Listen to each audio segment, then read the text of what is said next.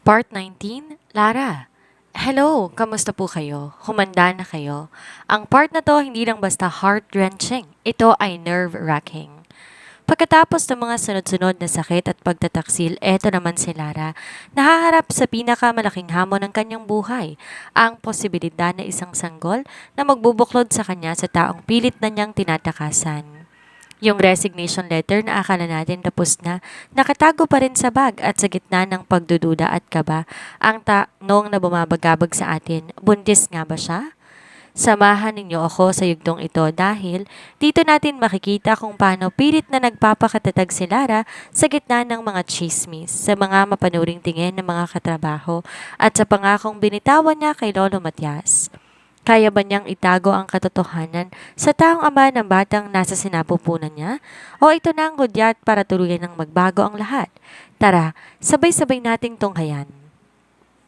Nanatiling kalmado ang mukha ni Lara sa sinabi ni Jessa. Alam mo, tigilan mo na ang pakikinig sa chismis. Huwag na natin pakialaman ang private life ng boss natin. Parang may mabigat na batong dumagan sa dibdib niya at mas lalo niyang sinelyohan ng pa siya. Iiwas na siya kay Calix. Ina-update lang kita. Baka wala kang alam na pinagtataksilan ka na ng boss natin. Sige na, mamaya na natin ituloy ang kwentuhan. Taboy niya sa kaibigan. Tila gusto niyang hilahin ng oras. Bumaba siya sa kantin 2 minuto bago ang break time. Kadalasan, hinihintay muna niyang lumabas si Calix bago siya bumaba para kumain. Baka kasi bigla tong maiutos o kailanganin siya, pero ngayon sinadya niyang hindi ito makita. Siya ang unang nakarating sa kantin at agad pumesto sa pinakadulong mesa. Tahimik siyang kumakain, nakayoko, at hinahayaan lang na malunod sa ingay ng mga kutsara, tinidor at mahihinang tawanan ng ibang empleyado. Habang iniikot niya ang kutsara sa sinigang, napaisip siya. Dati, bawat galaw niya iniisip niya kung makakatulong ba to kay Calix, kung magiging convenient ba para dito, pero ngayon, parang unti-unti na siyang natututo. Hindi dapat ubusin ang lakas sa trabaho. Sa loob na mahigit 5 taon, ngayon lamang siya nakaramdam ng pagod. Habang abala siya sa pagkain, narinig niya ang mabigat ngunit pamilyar na yabag papasok ng kantin. Pag-angat ng tingin niya, bumungad si Calix. Diretsong lakad papunta sa direksyon niya. Umupo ito sa tapat niya. May dala rin tong tray na may beef, mashed potato at kape. Nilagyan nito ng pagkain ng plato niya. Walang imik na sinimula ni Calix ang pagkain, ngunit ramdam niya ang presensya nito sa bawat segundo. Idagdag pa ang tingin ng ibang empleyado. Nakakailang subo pa lang si Calix ay gusto niya nang matapos agad ang paghaharap nila. Binilisan niya ang pagkain, halos hindi niya na nalalasahan ng kinakain. Akmang tatayo na siya nang abutin ni Calix ang kamay niya, pinipigilan. Stay! Mahina, ngunit mariin itong sabi, parang utos na may halong pakiusap. Hindi pa tayo tapos kumain. Napatigil siya, nakatitig sa kamay niyang hawak nito. May gagawin pa ako kaya mauuna na ako. Binawi niyang kamay mula sa pagkakahawak ni Calix at tuluyan ng tumayo at naglakad palabas ng kantin. Pero hindi pa man siya nakakalayo, naramdaman niya na ang presensya nito sa likuran. Pagdating nila sa lobby, pareho silang tumigil sa tapat na elevator. Pinindot ni Calix ang button at habang naghihintay ramdam niya ang mabilis na tibok ng kanyang puso. Dahil bigla niyang naalala ang ilang beses na nagsara ang pinto ng elevator sa kanila noon at kung paano laging nauuwi yon sa matamis na halik. Namula ang kanyang pisngi. Hindi na ngayon, bulong niya sa sarili. Mariin niyang hinawakan ng bag para hindi mahalata ang bahagyang panginginig ng kamay niya. Bumukas ang pinto ng elevator at sabay silang pumasok. Pagkalapat ng pinto, hindi siya nagkamali. Kinabig siya ni Calix. Parang wala tong pakialam kung may CCTV man at hinalikan siya ng mariin. Hindi yun basta halik, maalab at mapaghanap. Parang sinasabi nitong ayaw siyang pakawalan. Napapikit siya, pero pilit niyang tinulak ang dibdib nito para lumayo. Nanlambot ang tuhod niya nang ipasok nitong ekspertong dila sa loob ng kanyang bibig at nilaro ang kanyang dila. Calix, tama na. Mahina niyang sabi ng sandaling ihiwalay nito ang labi sa kanya. Ngunit ang boses niya kulang sa lakas at pagtutol. Muli siyang siniil ng halik ng boss. Habang magkalapat ang labi nila, naramdaman niya ang marahang paggalaw ng kamay ni Calix sa panel ng elevator. May mahinang tunog at saka niya lang napansin na pinindot nito ang button patungo sa pinakamataas na palapag, ang rooftop. Gusto sana niyang kumawala pero mahigpit ang pagkakayakap nito sa bewang niya. Parang takotong bitawan siya kahit isang segundo lang.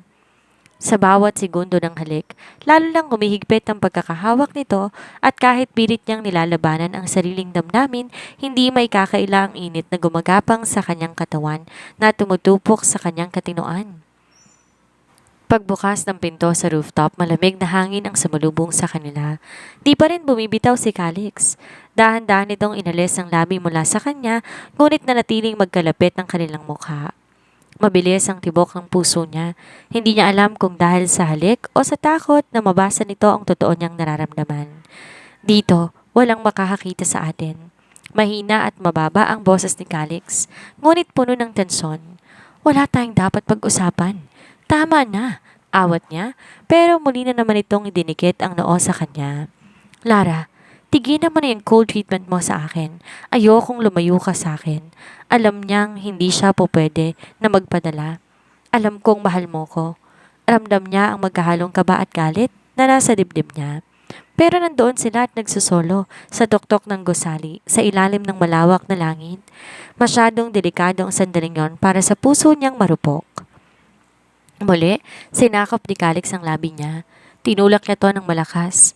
Baka may CCTV dito, magkaroon ka pa ng skandal. I'm sorry, hindi na ako makapagpigil. Schedule natin mamaya. Nanigas si Lara sa narinig.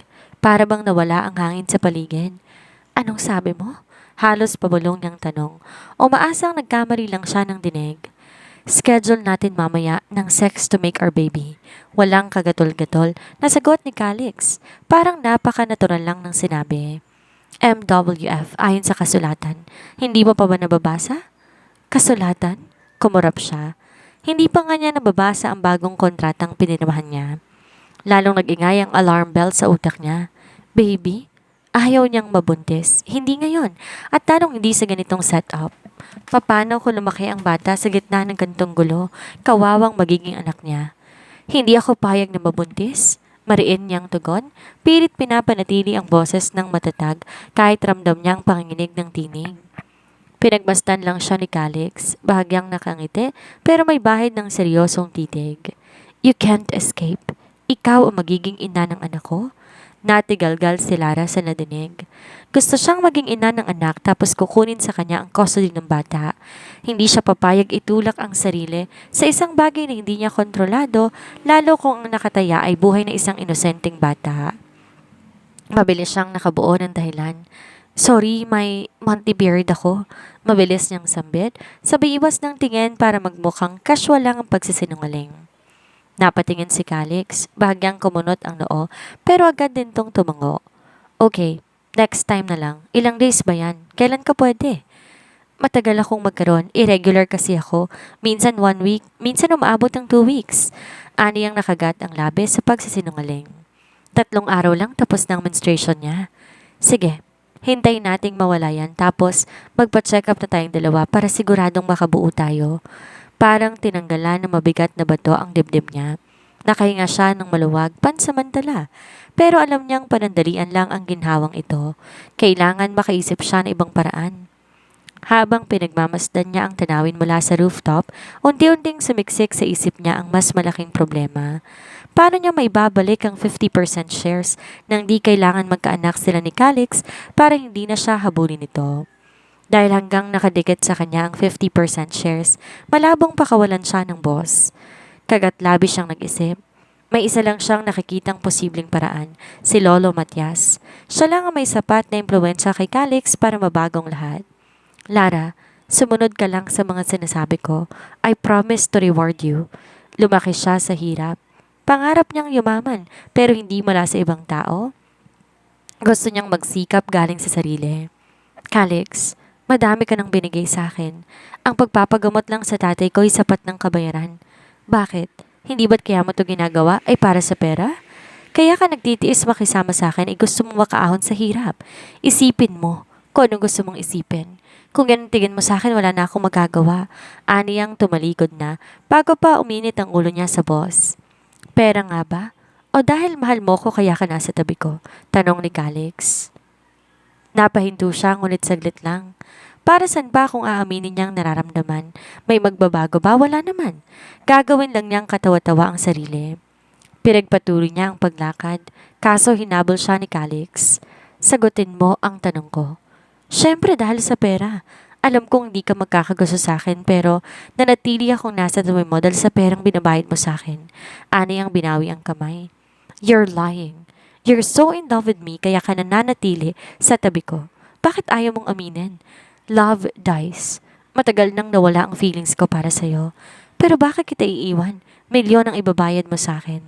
Nakita niya ang pagtatagis ng bagang nito. Bumalik siya sa cubicle niya na parang walang nangyari. Pilit pinapakalma ang sarili.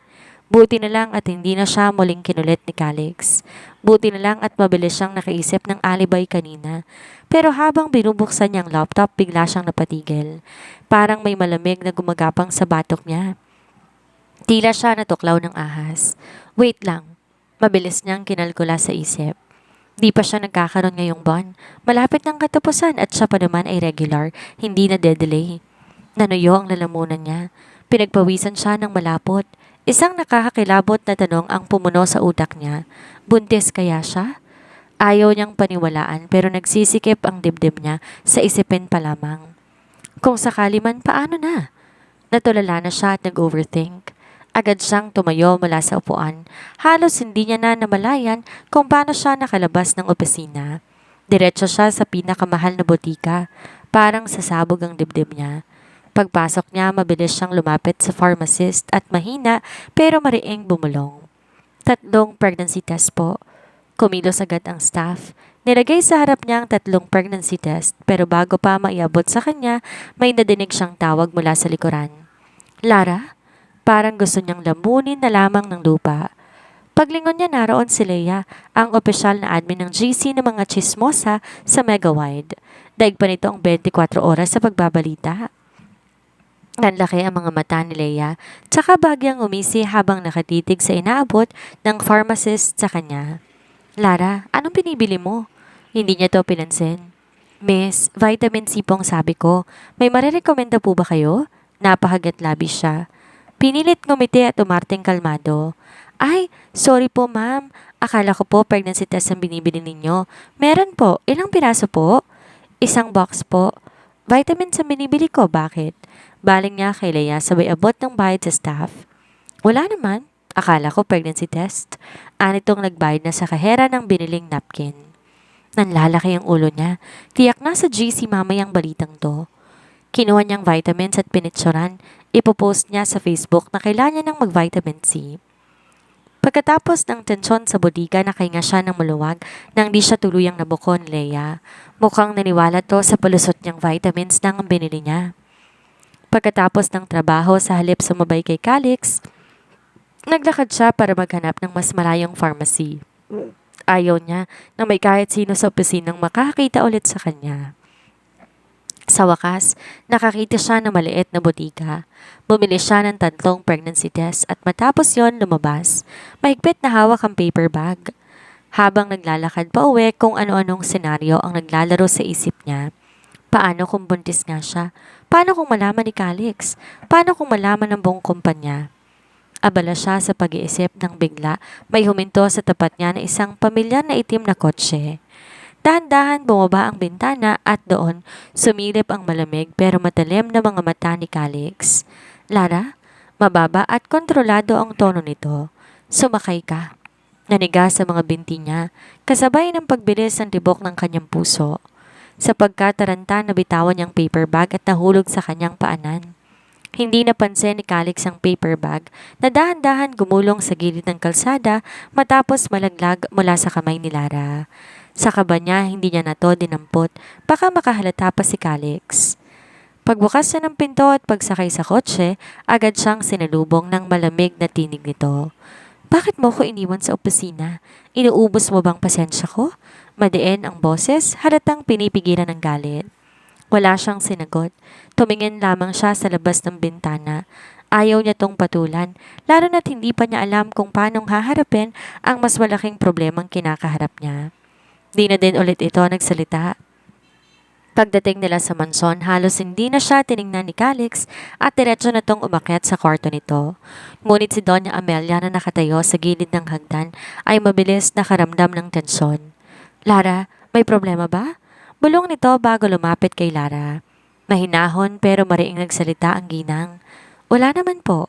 Anak, habaan mo pa ang pasensya mo kay Calix. Alam ko, mahirap siyang pakisamahan pero wag mo siyang iiwan. Kailangan kanya higit sa alam mo. Ikaw lang ang nakakalapit sa kanya. Kapag hinayaan niyang mapalapit ka sa kanya, ibig sabihin importante ka. Parang may kirot sa dibdib niya sa narinig. Di siya makasagot agad. Ramdam niya ang bigat ng bilin lalo na't balak niya nang mag-resign at baka mas malaki pa ang maging dahilan para umalis siya. Tumango na lamang siya. Di ko ugaling mang-iwan sa mga taong mahal ko kahit nahihirapan na ako.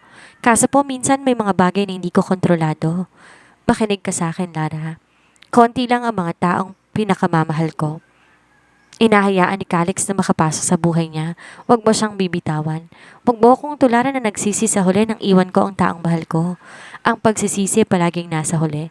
Bahagyang kumunot ang noon niya. Hindi ba't si Don Ricardo ang nang iwan dito?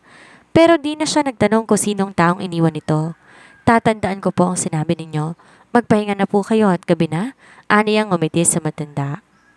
Pagkapasok ni Lara sa kwarto, sinara niya agad ang pinto at sinandal ang likod doon. Mabilis pumasok sa utak niyang iba't ibang senaryo. Paano kung buntis nga siya? Ano ang sasabihin ni Calix? Paano ang 50% share? Paano kung totoo ang takot niya na kawawa ang bata kung lumaki sa relasyon na walang pagmamahalan? And worse, tuluyang kunin ni Calix ang bata sa kanya at mawalan siya ng karapatan sa anak niya. Huminga siya ng malalim. Pilit pinapakalmang sarili. Bakit ba ako masyadong nag-aalala? Bulong niya.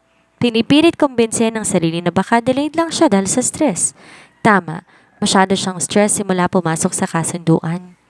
Umupo siya sa gilid ng kama, hinaplos ang sentido at ipinikit ang mga mata. Kailangan niyang magpahinga at wag munang magpadala sa panik. Pero kahit anong pilit ramdam niya ang mabilis sa tibok ng puso niya dahil sa kutob niya na baka totoo ang kinatatakutan niya. Gabing-gabi na pero nakatitig pa rin siya sa kisame. Parang bawat segundo hinihila siya papunta sa hukay ng sariling isip. Pumipikit siya pero imbes na antok ang dumapo, kaba at takot ang humahaplos sa kanya. Buntis ba ako o baka delay lang? Bulong niya habang yakap ng dilim. Di siya makahanap ng sagot at lalo lang siyang nababaliw sa kawalan ng kasiguraduhan. Kinapa niyang kanyang tiyan. Wala pa namang pagbabago pero hindi pa rin yung nagpapatahimik sa kanya. Umikot siya sa kama, yumakap sa unan, pero kahit anong posisyon hindi siya mapalagay. Kailangan malaman niya ng totoo bukas para makabuo ng plano. Kinaumagahan, mas maaga pa sa dati ang pagpasok ni Lara. Nasa bag na niya ang bagong biling 3 pregnancy test. Sa wakas, nakabili na siya sa nadaan ng butika. Dumating si Calix, may dalang kumpol ng red roses.